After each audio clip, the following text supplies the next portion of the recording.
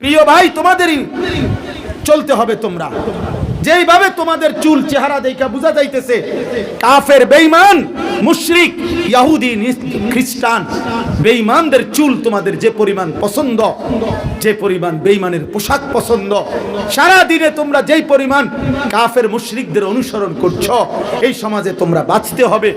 এই সমাজে তোমাদের বউ হবে, এই সমাজে তোমাদের ছেলে মেয়ে হবে। আগামীর সময়টা যদি তোমরা এইভাবে চরিত্রহীনতায়, নারী, ছবি, অস্থির দৃশ্য ডুবে যাও, তো তোমাদের পরবর্তী জেনারেশন কি তৈরি হবে? জোনায়েদ বাগদাদি বলো না আব্বা, একটা ছেলে বলো, একজন। আমি ভোটের জন্য আসি নাই, আমি তোমার আখিরাত মনে করাইতে আসছি।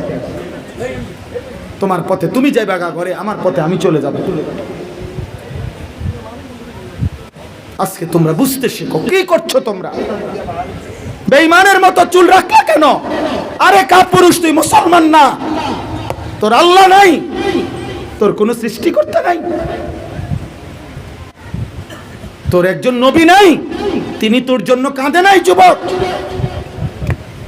ওই ইহুদির বাচ্চা তো তোর জন্য কোনোদিন কাঁদে নাই, ওই খ্রিস্টানের বাচ্চা তো তোর জন্য কাঁদে নাই, কোন ফুটবল খেলোয়াড় তোর জন্য কোনোদিন কাঁদে নাই। তুই ওই বেঈমানের মতো চুল রাখলি কেন? ওর কি অবদান তোমার জীবনের উপরে বলো বেটা? বেঈমানের মতো সাজলা কেন? লজ্জাহীন ছেলে।